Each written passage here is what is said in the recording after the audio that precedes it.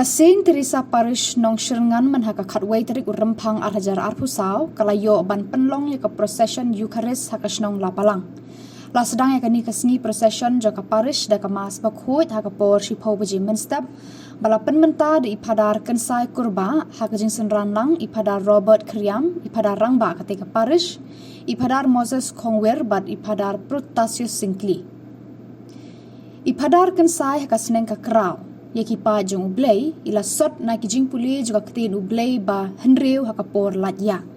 hakate kasngi la pensyong kia shu ya kamas bakhut da kijing ruai bas ngutenat jong ibani masar bat ikiara masar bat kiparalok jong ikong bashida masar na maulai